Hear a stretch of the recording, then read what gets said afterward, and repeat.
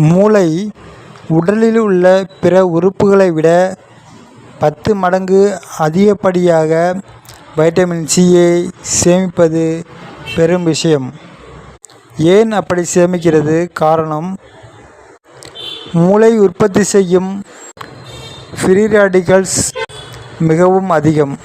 இந்த மூலக்கூறுகள் நரம்பு செல்களை சேதப்படுத்தும் திறன் கொண்டவை.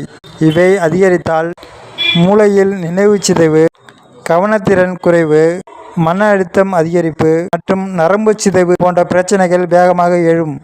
இங்குதான் வைட்டமின் சி ஒரு பாதுகாப்பு கவசம் போல் செயல்படுகிறது. இது அந்த சுதந்திர மூலக்கூறுகளை தனித்து நரம்பு செல்களை காப்பாற்றுகிறது. மூளையில் உள்ள ஒவ்வொரு செல்களும் ஆரோக்கியமாக தொடர்ந்து செயல்பட உதவி செய்கிறது. வைட்டமின் சி மூளையின் நரம்பு இரசாயன உற்பத்தியை ஸ்திரமாக வைத்திருக்கிறது. நரம்பு செல் இடையேயான தொடர்புகளை வலுப்படுத்துகிறது. இதனால் நாம் நினைவுகளை எளிதில் பகுத்தறிந்து புரிந்து கொள்ள முடிகிறது. படிக்கும் திறன், நினைவில் வைத்து கொள்ளும் திறன் மற்றும் புதிய தகவல்களை கற்றுக்கொள்ளும் திறன் அதிகரிக்கிறது. பெரியவர்கள் மட்டுமல்ல, குழந்தைகளின் மூளை வளர்ச்சியில் கூட வைட்டமின் சி முக்கிய பங்கு வகிக்கிறது. மூளையில் உருவாகும் புதிய நரம்பு செல்களும் பழைய செல்களின் மீள் உருவாக்கமும் வைட்டமின் சி மூலம் விரைவாக நடக்கிறது.